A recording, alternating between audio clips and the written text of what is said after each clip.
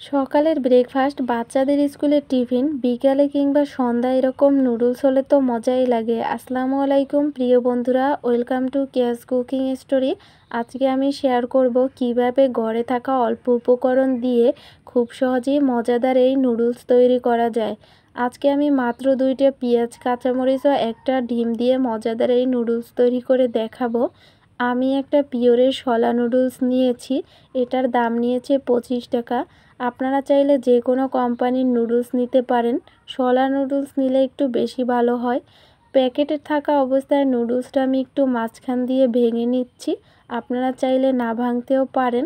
এরপরে একটা স্টিলের বাটির মধ্যে নুডলসগুলো ঢেলে নিয়েছি।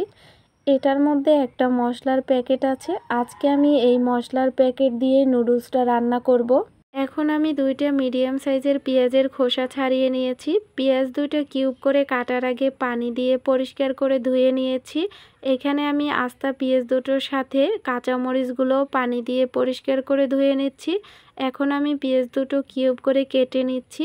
আমি একটু মিডিয়াম সাইজের কিউব করে কেটে নিচ্ছি। খেয়াল রাখবেন পেঁয়াজের কিউবগুলো যাতে বেশি চিকন বা মোটা না হয়। মিডিয়াম সাইজের কিউব করে কেটে দিয়ে রান্না করলে অন্যরকম একটা স্বাদ লাগে।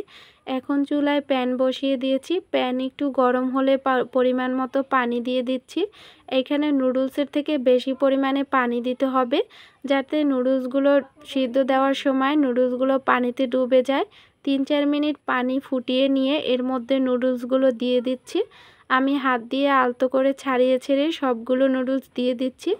এর মধ্যে 1 চামচ রান্নার তেল দিয়ে দিয়েছি।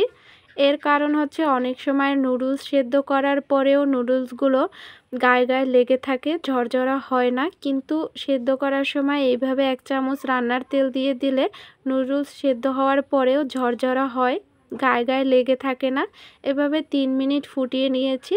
এরপরে আমি একটা বালতি নিয়েছি, আপনারা চাইলে অন্য কোনো পাত্র নিতে পারেন। এই বালতির মধ্যে আমি সেদ্ধ করা নুডলস পানি সহকারে ঝাঁপির মধ্যে ঢেলে দিয়েছি। এই যে দেখুন, এটা আমি 3 থেকে 4 মিনিট সেদ্ধ করে নিয়েছিলাম। এ পর্যায়ে আমি পানি দিয়ে হাত দিয়ে আলতো করে সুন্দর করে নাড়িয়ে চাড়িয়ে নুডলসগুলো ধুয়ে নিচ্ছি। এভাবে ধুয়ে নেবেন, দেখুন কত সুন্দর নুডলস সিদ্ধ হয়েছে। এখন চুলায় প্যান বসিয়ে দিয়েছি, প্যানের মধ্যে পরিমাণ মতো রান্নার তেল দিয়ে দিয়েছি। আপনারা চাইলে সরিষার তেল দিয়ে ইউজ করতে পারেন।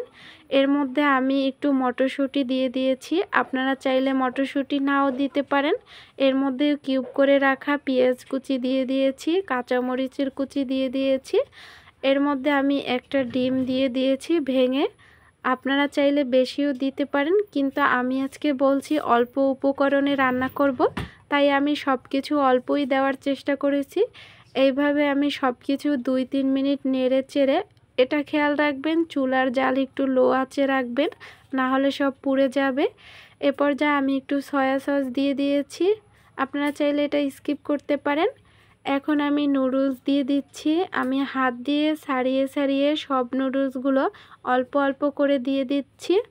এই যে দেখুন, সব নুডলসগুলো একসাথে দিলে হয়তো বা দলা পাকিয়ে যেত, সেই জন্য আমি অল্প অল্প করে সব নুডলসগুলো দিয়ে দিয়েছি। এখন খুন্তি দিয়ে সুন্দর করে নেড়ে দিয়েছি। এর মধ্যে আমি অল্প একটু পরিমাণে হলুদের গুঁড়ো দিয়ে দিচ্ছি, কালারটা একটু সুন্দর আসার জন্য। তারপরে খুন্তি দিয়ে নেড়ে চেড়ে সব কিছু একসাথে অ্যাডজাস্ট করে দিয়েছি। 2-3 মিনিট নাড়ার পরে নুডলসের মশলাটা এভাবে আমি দিয়ে দিয়েছি। মশলাটা নুডলস হওয়ার 2-1 মিনিট আগে দিলেই হবে। এই যে নুডলসের মশলা দিয়ে নেড়ে চেড়ে 2-3 মিনিট পরে আমি নামিয়ে নিয়েছি, তৈরি হয়ে গেল মজাদার নুডলস। এরপরে পরিবেশনের জন্য আমি একটা থালের মধ্যে সব নুডলস ঢেলে তার উপরে একটু শসা কুচি করে দিয়েছি। আপনারা চাইলে এটা দিতেও পারেন, নাও দিতে পারেন, আপনাদের রুচি মতো সস বা অন্য কিছু দিয়ে খেতে পারেন। তো কেমন হচ্ছে ভিডিওটা বন্ধুরা কমেন্ট করেন।